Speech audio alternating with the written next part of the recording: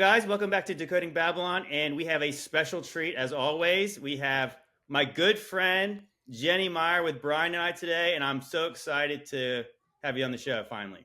Yes, I'm excited because I haven't been with both of you on, right? Like, I'm No. trying to remember. I don't think so. I mean, I've had each of you on my podcast. JT, I've been on yours before, but I'm excited. It's going to be a good conversation. I don't know if I've been on anybody's show or been on my show besides Bryan that like more than you. Very true. We've had some good conversations. So Always. And I've heard some of your good conversations specifically about, understanding this topic we're talking about today, which I'm super excited to talk about. I told people on the last show, and I said, if you guys are tired of talking about the little season, I'm sorry. We're going to keep talking about it because I think as we were prepping the show before, we were just saying like, I like the conspiracy theories. And obviously if this is true, this is obviously so much bigger than anything we've ever talked about. And the cool thing is, like I said, I'm a lot of us are focused on our own content. Meanwhile, I'm like looking at some of Jenny's stories and I'm saying, wait a minute, I'm kind of getting the sense that she's on the same pages. And I do recall a Instagram live that the three of us were actually doing. And we were mentioning like stuff in Revelation. We were like, yeah, I kind of think because I think I was the one who said, I was like, yeah, I kind of think the Daniel stuff already happened. But I wasn't saying all of it happened until like recently, like really considering. But anyways, Jenny, I just want to ask, like, without knowing, like, so just tell me your thoughts on that and obviously how you kind of have started to come to some of these conclusions. Well, okay. So, I mean, God took me on a journey the past few years of writing Bible studies. So myself and my friend Lori, she's Remnant Rising on Instagram, started writing Bible studies. And we both were like, we started out, we did Revelation year and a half, almost 2 years ago. Now we totally just shifted everything. Then we dug into the covenants because I think it's imperative that we understand covenants to understand Revelation, because there's a tie-in of the Old Covenant and the New Covenant in Revelation, which maybe we can talk about later. But then we dug into we both felt this pressing to dig into Daniel. And I think we were in the middle of our Daniel study when we did that Instagram live. And I'm like, oh no, it's all, it has all happened. It has all happened. And it started with me like questioning the 7 years at the end of time. Like, where did this theory come from? And it came from Daniel 9, known as Daniel's 70th week. And when you dig into that, Daniel 9 is not talking about a one-man antichrist that stands in a third temple. It's not. It is talking about Jesus. It's talking about when he started his ministry, 27 AD. The entire context of Daniel 9 is Daniel is praying because the 70 years of captivity are finishing up, and he's praying, what's to come of my people? What's to come of the Jews? He gets this vision. Gabriel answers him. This is what's going to happen. Basically 70 weeks, so 490 years. At the end of 69 weeks, the Messiah will appear. He's cut off halfway through the week. That literally happened. Without going, because this could be hours and hours and hours on this, but without going into a ton of detail, the dates line up with the decree to rebuild and restore the temple. That was 457 BC. That jumps forward 483 years to 27 AD. Jesus starts his ministry. He's crucified 3.5 years later. And that whole prophecy has happened. And then as you start breaking down Daniel and seeing how all of these things line up with history, and I'm sure we'll talk about Josephus more in a minute, but you line it up with actual records of someone who was there in the first person. He was there from 66 to 70 AD. Was that the Jewish-Roman War was 3.5 years. 3.5 years.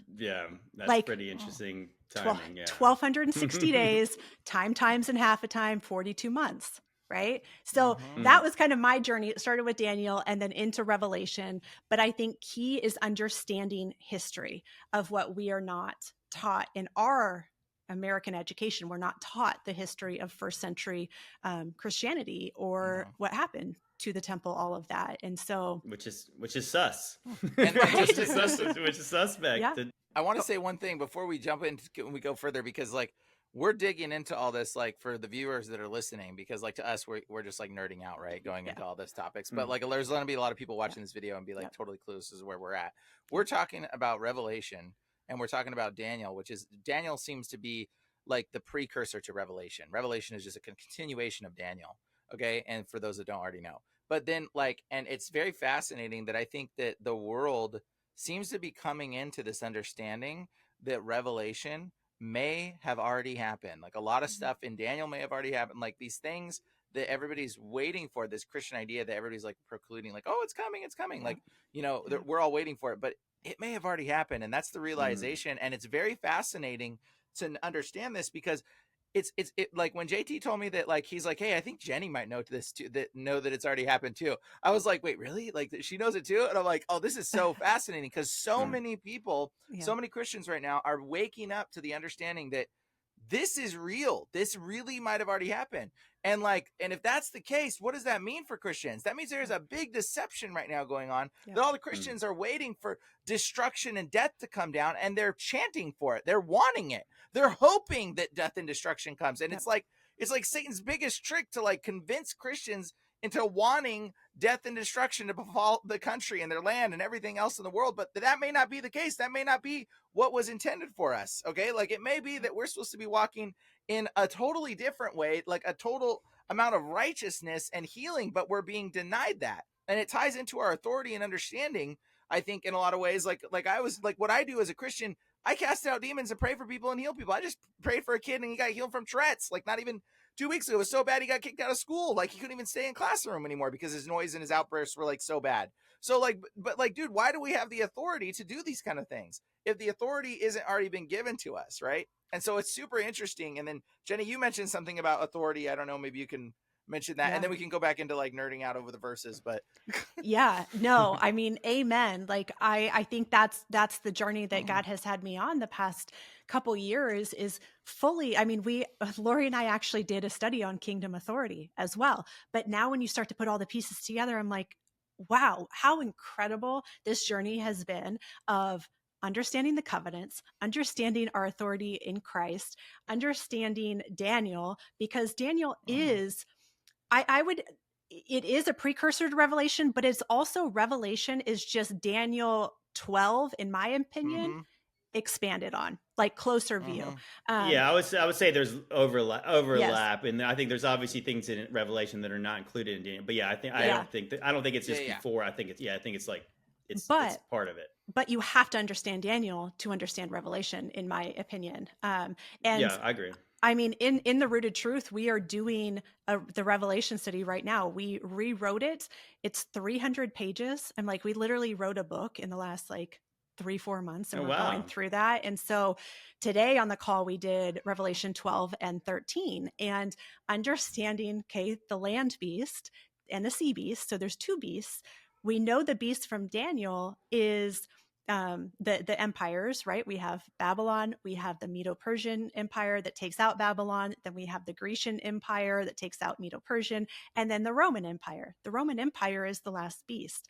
And so understanding, putting all these pieces together to jump ahead of where I think this is going for believers today. Bryan, you said it, like, we have to understand our authority in Christ, because we are sitting here doing nothing when Jesus said, hey, you have the same authority as I do, right? Go make disciples, spread the gospel, stand in your authority. That's how the church is going to grow. That's I mean, I'm not saying that evil doesn't grow with it, because I really do think that the church will grow, and we're going to see just like the wheat and the tares of understanding things grow together. But the church has to stand in their authority. Why were they casting out demons back then, but only a few people here and there can do it now? I mean, so right. I'm wondering, like I said, I had the theory that, is it possible that some of this stuff did get forgotten when Satan was bound, and like there was no demons, like the demons were bound with Satan? Like, is there something that like that humanity was not used to having a time? They were used to having a time of peace, and they like this kind of thing, like, and then hiding all this stuff. Like now it's just, obviously it's out in full force now, and people don't really understand it. I personally, I don't think the demons were bound with Satan. My view on that is that he is bound to not deceive the nations. So we have to break down, what does that mean? So in my understanding, that means he cannot keep the other nations outside of Israel from accepting the gospel, from being saved. Because before Jesus, they had to literally convert to Judaism, move to Israel, do the temple sacrifices, all of that. And these other nations, when you understand the Deuteronomy 32 worldview that Heiser talks a lot about, but these disinherited nations, God kept Israel for himself. At the Tower of Babel, he dispersed the nations. The other nations were under the rule of these lesser Elohim, these less little g gods. Sure. Mm-hmm. And so I view it as Satan was not able to deceive them to not accept the gospel. Like, it doesn't mean he still can't be bugging us, doing all these things, because I mean, Peter says he walks around like a roaring lion, right? Seeking to devour, but he can't deceive us into not accepting Jesus for ourselves. That's how I view it. And well, I mean, he's literally, I mean, for the millennial reign, he was like literally bound and put in the bottomless pit. So that's what I'm saying. Like, I don't know. I mean, like, it doesn't specifically say, but I mean, obviously it just seems to reason, like, if this is a time of peace, I mean, I'm making the assumption, obviously, again, like, it's nothing specifically written, that there was he's obviously deceiving the nations right now. So again, like, so this is why they were saying we're in the little season where he is got full reign to do what he's doing, and you see it. And I guess I was to say, like, it's again, like, us trying to unpack some of these things in like real time as we're trying to like really flesh out what all this means. I guess the thing with people, like I said, it's funny, we jumped into it because this is our third podcast specifically talking about this. Yeah, just to know, like, we don't, like, what we're saying is, I don't believe that everything has happened. I believe that we are in Revelation 20. We're not in 21. The new Jerusalem has not come down. There's not a new heaven and new earth. This is not what we want. Like, we're still waiting on the place with no tears and and Satan being cast into the lake of fire. So not the good stuff is yet to come. But at this point, like, I it's funny. I want to go to that when you're saying Revelation 12. I think Revelation 12 makes so much more sense in the view of this. I was telling a few people this, and we recorded some. It didn't make it to the last podcast, but I said, so it starts off with the signs in the heavens when Jesus was born, right? Yep. And so then Satan, the dragon, pursues the woman, tries to eat the child, but the child is given a rod and is given authority to rule, and then he ascends up to heaven. And then, so it's interesting, like, the timing of it. So the next, like, chapter, or the next part of the chapter starts with a war in heaven, and everyone's always debated. So when is that? Was that way before time, like before we know, or is that a future event, or was this? And I said, you know what makes perfect sense now? That literally when Jesus ascends into heaven, he's got all authority. He takes the right hand and he says, Michael, get him out of here, and he immediately casts him down to earth. And then then it says, so obviously there's rejoicing in heaven because, the accuser's been thrown down, but, woe to the inhabitants of the earth because the devil comes down in great wrath because he knows his time is short. Then he pursues the woman. Again, think about like what happened to Israel and the Jerusalem. And then he pursues the descendants of the woman, which would be the church.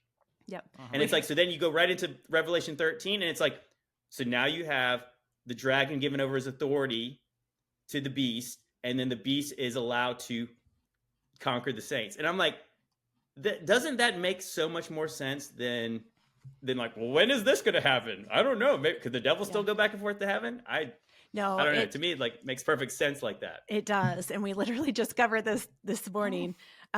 We try to keep them to an hour, and today's was like an hour and 45 minutes. It was so good though.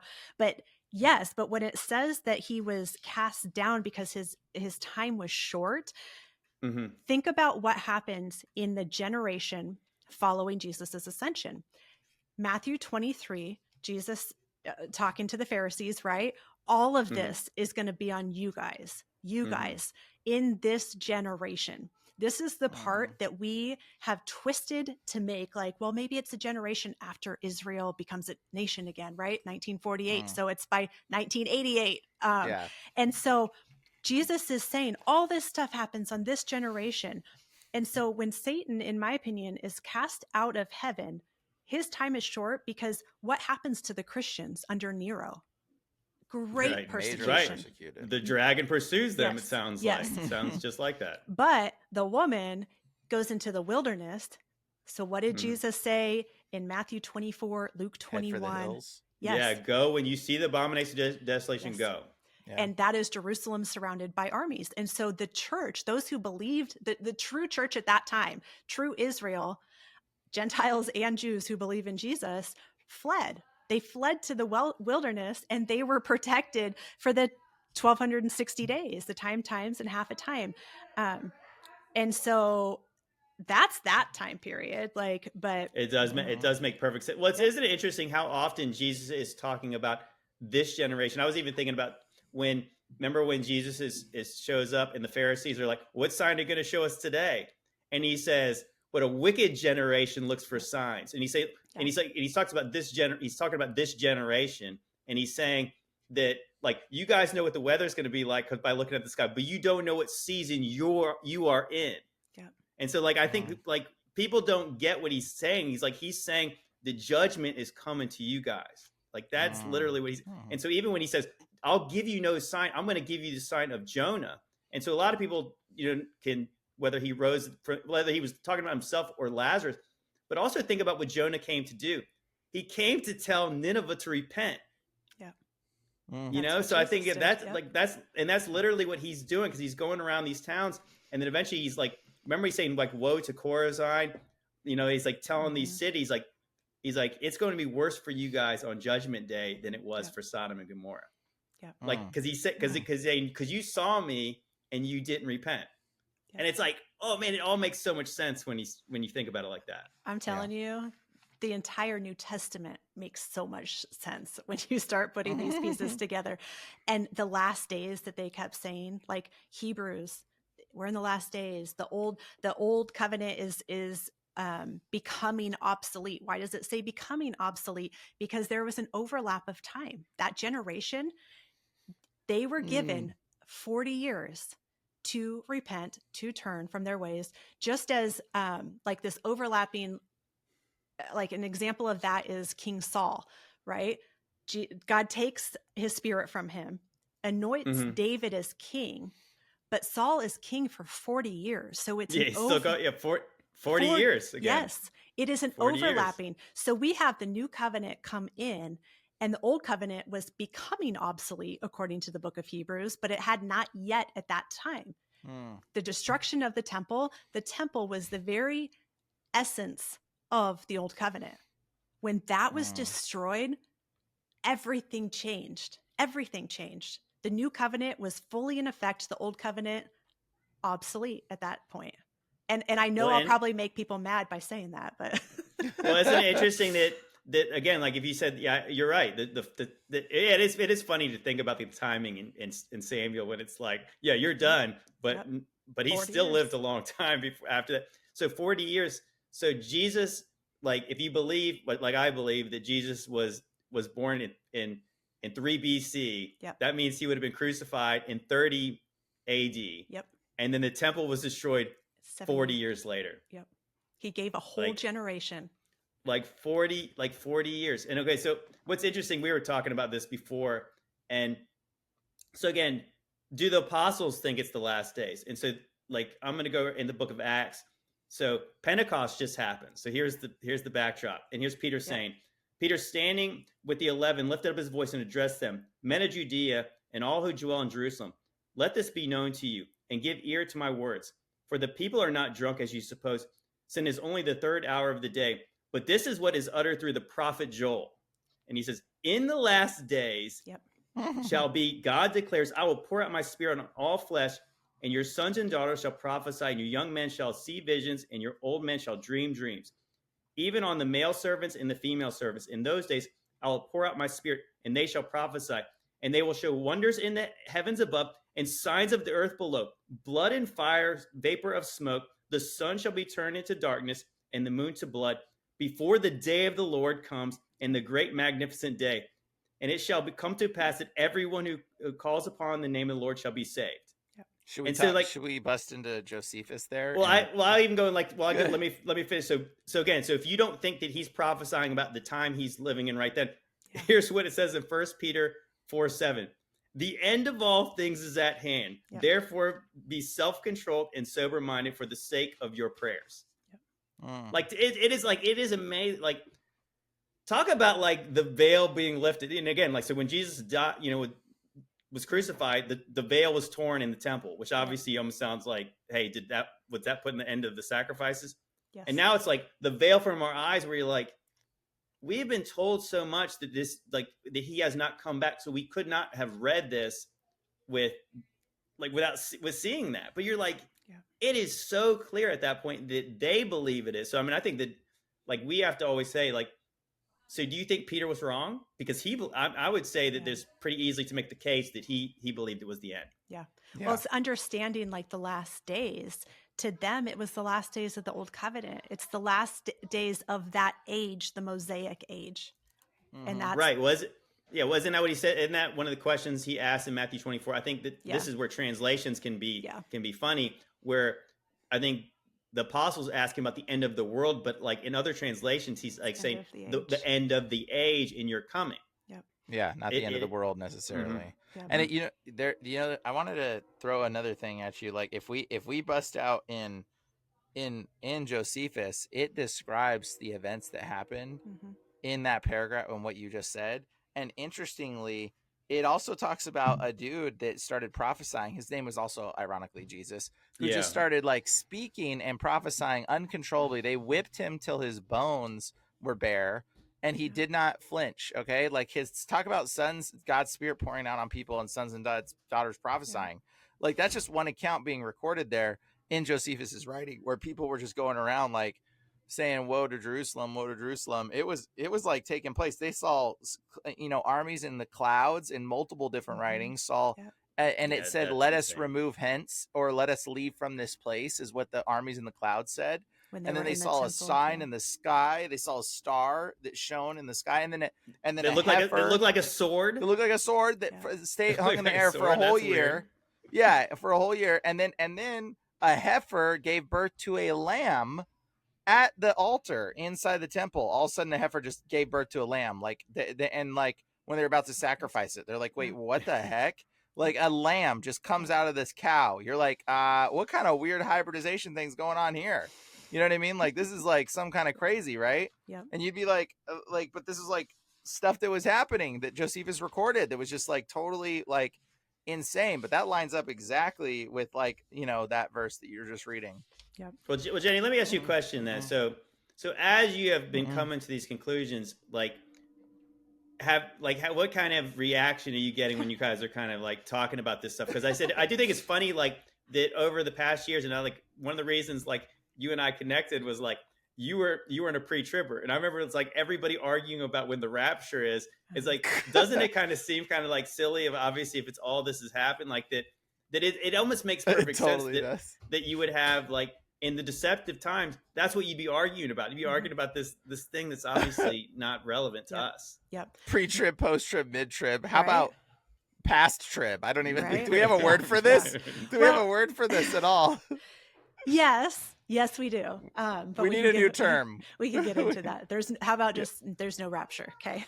No. So, I mean, essentially, it's understanding, because the part that always pushed me away from digging into this is like when people were like, well, the preterist, because that's the term for people that think all this prophecy has happened. And I wouldn't claim that I'm a preterist. I would say more of a partial preterist. Partial. I think full preterist is, like I said, that's why I was trying to say, like, we don't believe that everything, because I do think that's on the edge of like heretical, because it's like, if you think this is what we're promised, like, I'm a little bummed out. I know, right?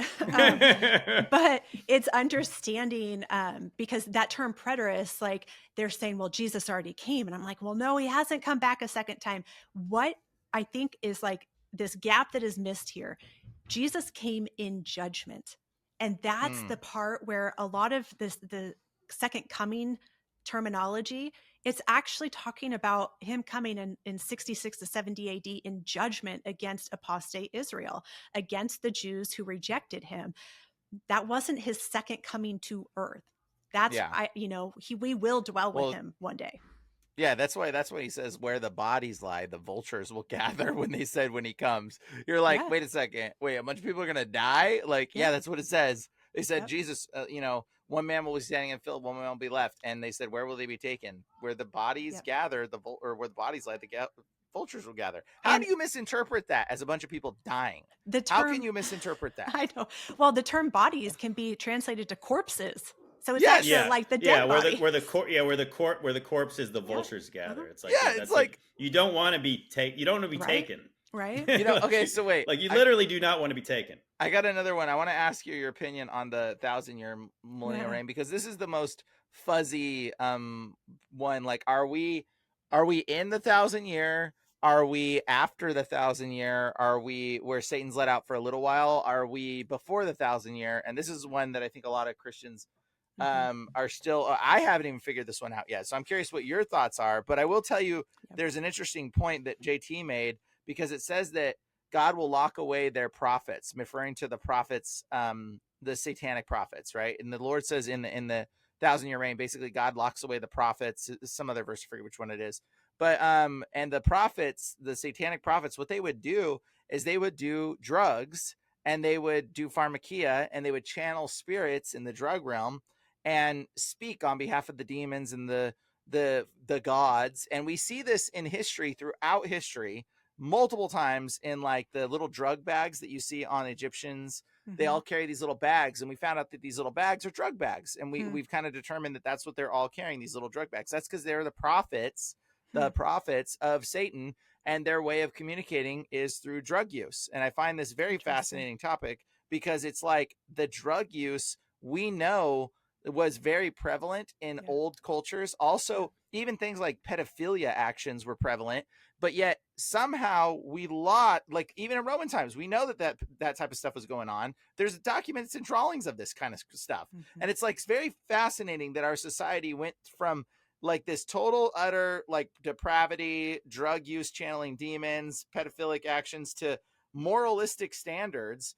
And then now we're going back into that same depravity. And so it's almost like for a big long time of history, we've been moralistically valued and good. So it's almost like, was the 1,000-year, like, did it happen? And we are living in that good time season, and we're coming out of it now. And that's why Satan's let out. And all of a sudden the drug use is starting to filter back in, because we're just now figuring out how drugs work. Where now it's like, science is like, we don't know drug world. Yeah, drug world's a demonic world. It's like you're going into this ethereal realm. We know that that's where people are going, but we're starting to figure it out. But still, science is like, no, it's good for you guys. We can encounter these entities on DMT-X. Okay, the snakehead entities that they're encountering, Graham Hancock's doing research on. They're freaking fallen angels. But it's pretty prevalent. But like, it's very fascinating. It almost seems like there's been forgotten knowledge, not only forgotten of how to cast out demons and the authority that we have in Christ, because people didn't need it potentially, but also how to access the demonic realm has been forgotten.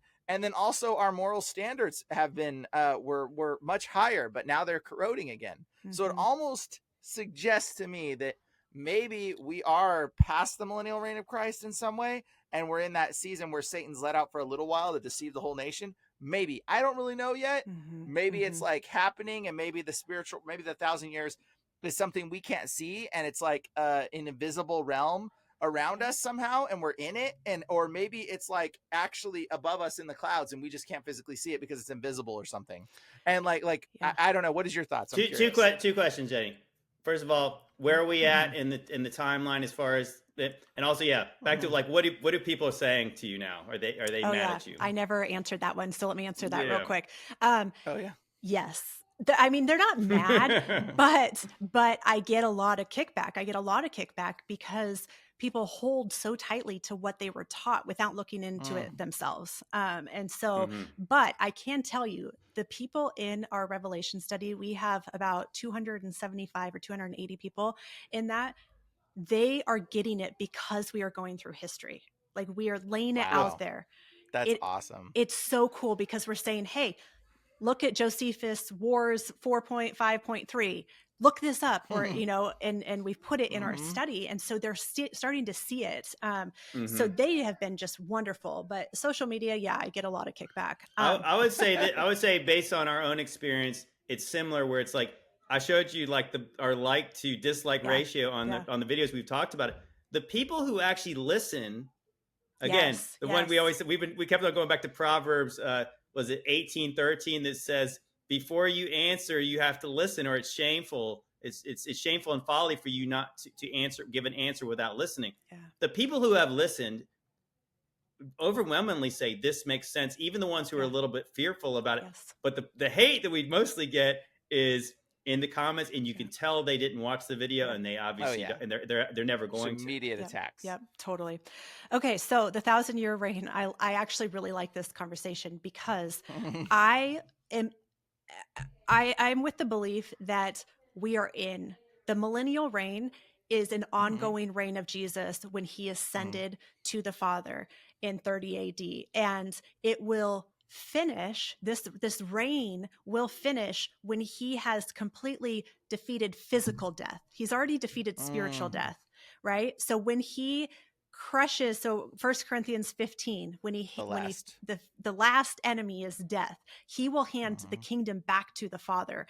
And so when you look, we get this 1,000 years from Revelation 20, right? And it says 1,000, he bound him for 1,000 years. And when the 1,000 years were finished, right, is when he comes out for a little while. But that's where we get this literal 1,000 years. When you look at the original writing, 1,000 in Revelation 20 means uncertain affinity. It does not mean a literal 1,000 years. It means uncertain affinity. And so I firmly and stand in this belief that Jesus began reigning when he ascended to the Father, and he will continue to reign until he puts death under his feet. And at that point, he hands the kingdom back to the Father, and all things are made new. So I believe that it's kind of like, if you're familiar with, I mean, we have premillennial, postmillennial, it's more of an amillennial view of Christ is reigning right now. It's a supernatural spiritual reign in the hearts of believers. Because if he wasn't reigning, how would we have the authority that we do when we step into that in Jesus? And so with Satan being released, I think that I do believe that we are in that time frame right now, but I think it's this overlapping of time, because it doesn't mean that Jesus stops reigning. It means that just Satan's able to have his playground for a little while. And it makes sense to me that possibly early to mid 1800s that happened, because what happened in the 1800s? Dispensationalism came out, right? John Darby. The Mormon Church was born. Jehovah's Witness was born. All the weird stuff. There's so much more that happened in the 1800s. I should have listed them all out.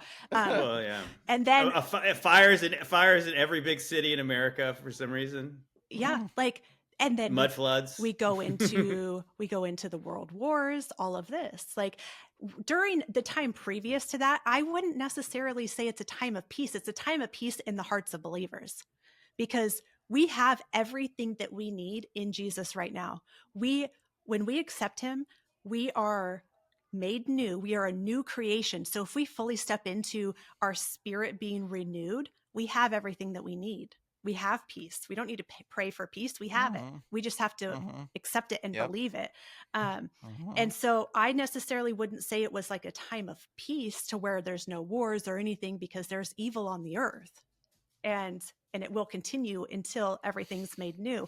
However, I'm also of the belief that Revelation 21, the new heaven and new earth, it's an already but not yet. So in the spiritual, we have this stuff as believers right now, if we tap into it, right? If we fully accept who we are and whose image we are made in, we have it. Another really interesting thing, which this is probably another podcast for another day, but the phrase heaven and earth, according to Josephus, the first century and even Old Testament Jews attributed that phrase to being the temple. So the temple essentially was like a mini version of the cosmos. So the outer courts were known as the sea, Then you have the holy place, Right, which right, was known yeah. as the earth, and the holy of holies was heaven. So when Peter, first, I think it's First Peter, says, or maybe First or Second Peter, one of those, about heaven and earth burning, the elements burning, he's talking about the temple. He's talking about the old covenant, the Mosaic age, the close of that Mosaic age. So the new heaven and new earth, we are the new temple. Yeah. Yeah. As believers. And so the new Jerusalem coming down is the bride of Christ, which is you and I. I mean, John says, the angel says, I will show you the bride, the Lamb's wife. Then he looks, and that's New Jerusalem. It is us. It is an already, but not yet. It's already in the spirit, but we're longing for that physical reconciliation of all things. Does that make sense? Well, Totally what's your take on the Gog Magog surrounding the camp of the saints? Because that seems like a literal thing to me. Wait. I want to ask because they get burned up by fire. Before we jump to the news subject, I want to tell you one more thing about what you're saying about the defeating of death, though, and then let's go to the Magog thing, because I'm super curious. Because I'll tell you, I had a dream recently, and I actually encountered death in my dream. I know this sounds really weird. I don't usually talk about dreams. I don't really look about it, but I met death in my dream, and I learned a whole lot about it. And God kind of revealed to me how to pray someone back to life. And I know it sounds insane, but he gave me the understanding, and maybe I'll talk about it or make a video or something about it, or who knows what. But he explained to me that death was like an entity, and I saw what he had done, and I saw what he does, and what he did, it was separating people from their bodies. He was separating their souls from their bodies. He was just like a separator. And death, it was being revealed to me that we have authority over death in this dream, that we can say to death, if somebody dies, that we could even command and say, hey, go fetch their soul and put it back in their body. And I saw these Christians trying to pray someone back to life, but it wasn't successful. It wasn't working, because they were saying put life back into him, Lord, breathe life into him, breathe life into. It's it's not going to work because his soul has been removed from his body. So what we need to be speaking is, go death, go fetch his soul and put it back in his body. And it was and then you can pray life over the person. And it was a very interesting perspective to have. But I just see that the Lord might be revealing things to us that we're supposed to be walking in a level of anointing and holiness and righteousness where we are not sick. And I see us going towards that, achieving that state where we are walking on water. And I know that sounds crazy to hear that. And I know many Christians are going to be like, well, that's a little extreme, dude. I think we're supposed to be doing this. And I think that that's what we're supposed to be walking towards achieving. And I think part of it is we just don't believe that that's even a feasible concept. But I think that the dominion has been given back to us. And the more the Lord reveals to me, the more I'm realizing dude, I'm going to pray someone back from the dead when there's an opportunity for in my life situation. I already know this is happening because God's given me another dream about it and I've seen it happen. And it's I don't know if that's what the Lord is calling us to walk into or walk towards or what, but I see this happening. And I don't know if that's what what the Lord's raising up in us, like you were saying, till the last enemy is death, till we start to come to this realization and we have this understanding. And as Christians, we're no longer fettered by the constructs of this, and that's what our faith is supposed to grow into. But anyways, sorry, I think you asked about the Magog thing. No, I've actually heard a pastor speak on that, of this coming into where death is just slowly no more, because we step into what we truly are. We are the hands and feet of Jesus. We are attached to him. And I think that we really have stepped away from that. I mean, I've been a Christian my whole life, and I'm 40 now, and just finally starting to understand some of these concepts of who I am as a believer. And so, that's not weird to me at all to be honest. So we might have to talk some more about that. Yeah, for sure. But so the Gog and Magog thing. So a couple of different things here. There is a belief that the Ezekiel Gog and Magog actually happened at the time of Esther with Haman, that it was in relation to that. And so I view this Gog and Magog of Revelation, and I view it more in a spiritual sense, that it is the enemy who is trying to attack the believers, surrounding us and trying to pull us down, which I think is happening right now. But those who are actively in his word and actively seeking after Christ, it doesn't affect us, right? And so that's kind of how I view that. And yes, I do think one day that God will literally, boom, they're gone, whether it's a literal fire that we see happen or not. But I don't think that's the elements of the world. And so JT, I'll send you some stuff on. So you don't view when Satan gathers the nations, they're literally not gathering together to go surround the saints? Personally, I think it's in the supernatural. I don't take that as literal. But I mean, it's a literal, city coming down in 21, right? No, I don't think it is. I think it's a spiritual city. It's you and I. It's believers. So we all just die, and then it all just, we never see any of this happen. No, we are the city. We are. Well, I believe that. I mean, this is my interpretation, is that if the millennial kingdom already had, the millennial reign already happened, there is literal saints in a city that I think at one time they were here, and maybe they were back and forth often. I mean, I said this is obviously things we're working out in our heads, but I believe that like the camp of the saints, these people are like, based on our last podcast, we are considering that this is like kind of a return to Eden. Like Eden has kind of been separated from this world, but it is a physical place. In the new bodies are both physical and spiritual, like the angelic bodies, like the cosmic bodies. So there's a physicalness to this place, but there's also the spiritual nature of like how they can interact with people at the time.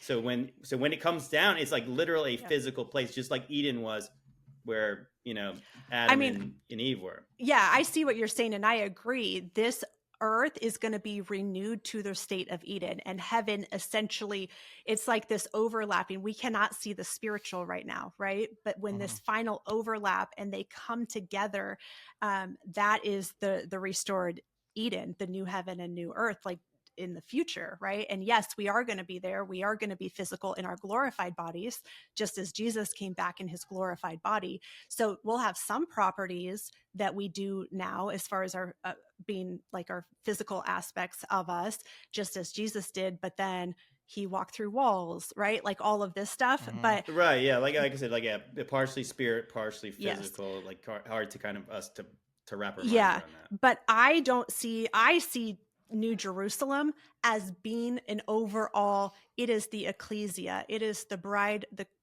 bride of Christ, you and I, believers of all time. I see it as that, and everything. I mean, I'm in Idaho.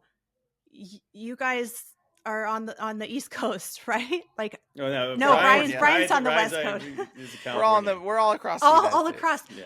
Where I am, it's going to be renewed. Where you are, it's going to be renewed. So I don't see it as just in Jerusalem. Maybe not where I'm at. It might just get flooded where I'm at. Well, I see. So here's a verse that I never really paid attention to before, and this is Hebrews 12:22, and because he's talking about like a kingdom that's, or like basically a place that's not shaken. This is obviously not our home, and it says, "But you have come to Mount Zion, into this city of the living God, heavenly Jerusalem." It's interesting, like so they were already talking about heavenly Jerusalem, and then it says the heavenly Jerusalem, and to the innumerable angels in festival gathering. So I think that's a physical place that is both spiritual as like, because it descends down. I believe that is like, I believe that's kind of what our hope's supposed to be. Yeah, but it could also be in the spirit and like regarding like just how the temple was destroyed, how the earth, which was represented the temple, right? The new heaven and the new earth is the new agreement that's in us. It's the new heaven and earth that's within us. That's why we're supposed to, be able to heal people and cast out demons and set people free. Like that is the new Jerusalem, essentially. I could see where that.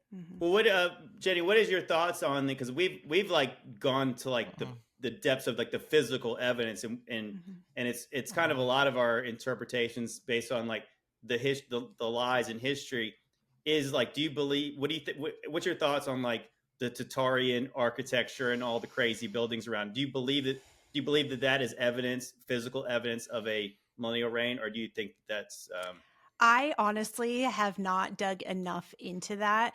I personally, in my heart, having a physical millennial reign, I can't see how that is possible, that Jesus was once on earth and then he leaves again. And here we are in 2024 and are so confused about it. And it does not reconcile in my spirit. And so I view it essentially as he's been reigning.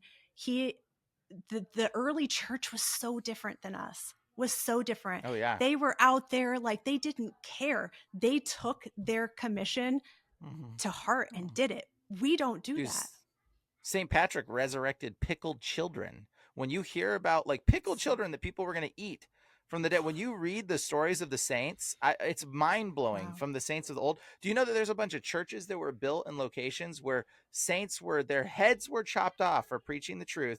They picked up their severed head and they went and for like walked a mile, preaching and proclaiming the name of Jesus, fell over dead, and they built a church in that location. There is over 200 something accounts of this happening. But wouldn't that be, I mean, to me, that would be more evidence of a physical millennial reign, wouldn't you, Brian? I mean, like that, to me, that sounds like that kind of stuff happening, like in, like not in any kind of, I mean, if that's a literal sense, I mean, that's obviously something different than we're experiencing now. Well, what if it's both? What if it's both? You know what I mean? Like how is somebody walking around with their head chopped off is insane. I guess it's my belief. It's like, so when Jesus was on earth, he already gave the disciples authority to go cast out demons. Like they could already do that because he's saying like the kingdom is here. The king is upon you right now. Like I'm telling you, because like I'm here. The like kingdom he has was come upon you. Before the day of resurrection. He was the resurrection. So like he can still tell people what to do. And I kind of feel like we're in that place, but I think the Mosaic age closed and we entered the Messianic, the kingdom age. And so until this age closes, which then I believe is what is next, is eternal age. So we have 2,000 years from Adam to Abraham, 2,000 years from Abraham to Jesus, 2,000 years from Jesus to us. Like I think we're going in to, they left the Mosaic age. We are in the past 2,000 years almost, the Messianic, the kingdom age. And what is next is eternal age, when when heaven and earth become one again. You know, I will tell you one thing about the age. This is really interesting. And it lines up very importantly, I think, in a lot of ways. But the 2,000 years from Adam to Abraham you were mentioning, that's actually not accurate if you read older Bibles. It's actually 2,650 years to be specifically. So there's an extra 500 or 650 years basically that's been removed from a lot of our Bibles, which is can very we not have fascinating. to do that though? Can we not have to make up that time? That's the thing. I don't know if we have to, but here's where. So we're either further along. Yeah. But what? We're further along. I actually have no idea that we can I don't think we can rely on the last 2,000 years. I honestly, that's what I was going to get at. Because people talk about the eyes being removed, where it's like they turned into an eye into a one, and like, I mean, that's what I'm saying. Like that for those of us who always like, I have to reiterate this, that I believe that like we believe the Bible, but I question every bit of history we've been taught, and like that's weird. We've been saying like that the events of Revelation, not necessarily they all took place in 70 AD, but some of these other events that were like throughout history could have been separated in the history books and on our timelines that actually could have been, could have been they could have all happened around the same. They around the same time, but that's how like the devil could hide certain things is add 1,000 years to our timeline and then spread events out around it. let me share the continuing idea I have with this. So like the fact that I know there's a 650 missing years that hasn't been added to our Old Testament. So it wasn't 4,000 years. It was 4,650 at least. Mm-hmm. There's a potential that there's actually another, I would suspect another 400 missing years, which would actually mean that the year 2000 that we're in now would be the year 8,000. And or that 1,000 years of the dark ages that they told us about didn't actually happen like it did. Yeah. And we're actually in year 1,000, which I know that sounds crazy, but it would make sense even if we're in the year 1,000, because it's like the millennial reign of Christ started and for 1,000 years, right? And so this would be technically year 1,000. Like if that was the case, if there was something off with our calendar, because like JT was mentioning the eye, there's theories that the eye actually got turned into a year 1,000 when really we just didn't record anything for 1,000 years. How about we did record everything? Like that's ridiculous. And that 1,000 years just didn't happen because we're living in we're at the end of 7,000 years. It's still the 7,000 years, but the calendar has been shifted essentially. You know what's crazy is I don't know if you saw that video, Brian, that I was telling you to watch, but this is 5-hour thing. It's called like the hidden history of flat Earth. And flat Earth is part of it, but it's not all about that. But the craziest part when he gets towards the end of it, well, I mean, that's not the craziest part. The whole thing's crazy. But he starts talking about the maps. And so we have so on all our maps, we have the Tropic of Cancer, the Tropic of Capricorn, and we have the equator. Well, if you go read when they started doing that, like what does that, for us who don't recognize cosmology, we don't really know what that means. Because it really meant that people used to navigate with the stars. Like, so knowing the kind of the celestial age you were in was important to be able to navigate if you got lost. Like literally you could use the sky as a map. So what's interesting, if you go look at our maps, they still say Capricorn and Cancer, even though they said that started like over 2,000 years ago. So what they were, the point the video was making is we don't have any maps from the last 2,000 years because it would have been Pisces from the age of Pisces. It would have been it would have been Sagittarius and I'm not sure what the other sign was, but the point is that it's a big oversight because you've heard that, because it's a big oversight because we would say, oh, well, we don't need to navigate like that anymore. We got GPS. Well, what about for the last 2,000 years when we were supposedly didn't have any technology? They wouldn't have made accurate maps for themselves. That's interesting. I was so now you have to consider either maybe the time has not taken place like they said, or we literally don't have any maps from the past 2,160 years or something like that. I mean, that's crazy because it was the age of Pisces was when Jesus, right, was coming in. So and they removed all the maps. The close of the Mosaic age, which whatever one was before that, but then Pisces, and we're going into a new age. As much as I hate that phrase, I hate that phrase because the devil has hijacked it and done all weird things with it, but we really are. And so is that what is happening now with Satan? Maybe his time is almost up and we really are God is ushering in people like you and I, the three of us who are actively seeking, and we're going to step into our authority in Jesus and start doing these things. Because think about it. The seventh trumpet, which I believe the seals, the trumpets, and the bowls all were in the first century. I did not always believe that, but once you look at history, it's too hard to pass it up. The seventh trumpet is the kingdom proclaimed. The seventh angel sounded, and there was a loud voice in heaven saying, the kingdoms of this world have become the kingdoms of our Lord and his Christ, and he shall reign forevermore. That already happened. That happened when Jesus ascended and when the old covenant was completely done away with.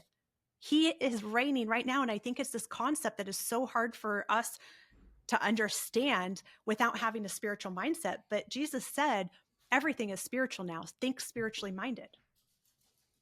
So what's interesting too is the seventh trumpet. If you go back, and of course I've been reading back through the Old Testament, and I'm in the book of Joshua, and so everybody knows the story of Jericho.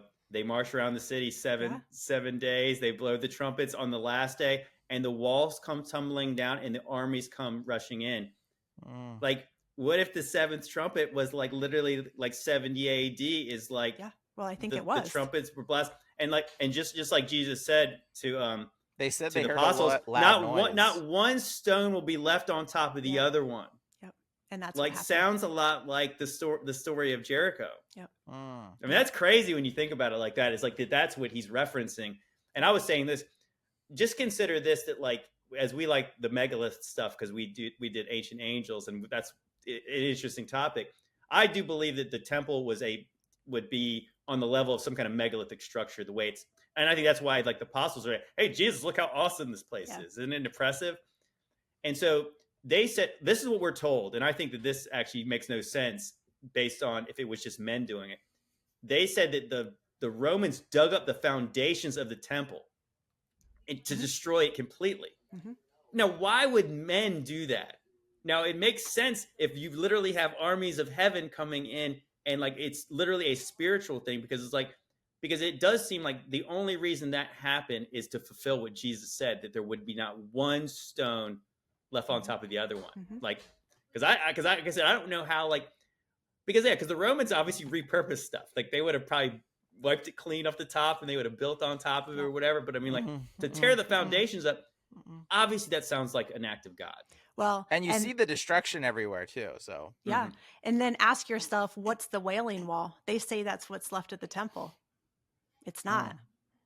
No, not based on what Jesus said. No, right? It's not. Isn't at that part? I'm just like, wow. But I mean, dude, go ahead, Brian. You know the door described in Josephus's writing. He talks about the door of the temple. He said that it was a single stone that was so massive, and that the door of the temple had to be moved by 20 men. Yeah, 20 men. 20 men to open and shut the door of cut from a single stone. It's crazy. What kind of technology are they cutting single stones with to look like that? You know what I'm saying? Like that. This is like a very interesting technology used to create this door for this temple.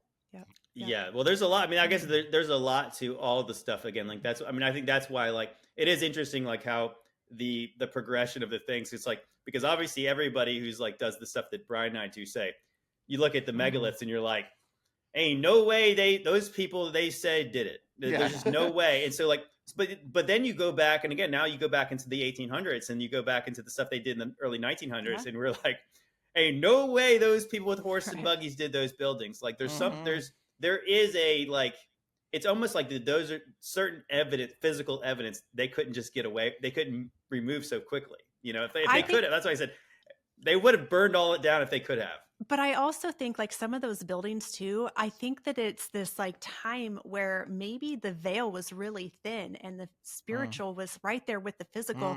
Then you have the demonic forces then helping those people build it. Like, or they're calling... You think the demonic people? You think the demonic helped to build the all the crazy structures? Maybe. I mean, I don't know, because again, you have got to watch this documentary. I'm going to send you, because it's like it. I mean, it's so out there. I mean, but like, is it the same one you sent me? Yeah, okay. You got to watch it, Brian. I'll watch like I said, you guys have to watch this. It's so out there, but it makes so much sense, because it really is. It's like, obviously I mean, I think this is the problem with like the mainstream take, is it's kind of like, well, you see the pyramids and they said, well, here's the tools the Egyptians had. So obviously they use this to make it. And you're like, no, there's a third option. You don't know what they use, because like that would not work. And so then you go back into like the 19th century, and you go back into like the, before then, and you're like, they didn't have a power tool, I think, until like almost 1900. And so then they have all these things, and you're like, they obviously did it by hand, because they didn't have anything else. And you're like, no, you just like, I mean, again, like there's a third option. No, you don't know what they use, because obviously that you couldn't make perfect things like that with just hand, like, or there's something amiss. And I think that's where we're like, you have to look into that. Like that, again, like if the Rockefellers and all these people redid our school system, and history is told in this very linear fashion, you're like, well, you have to explain the dips and then the peaks and the valleys in this, or like, if you don't have an explanation for, well, why are we getting dumber? then like they have to explain that to me. Mm-hmm. Yeah. Sweet. Yep. I mean, I think a lot of the Old Testament we see is like that physical aspect of things. Like, yes, I 100% believe that the Nephilim built a lot of the pyramids, all of that.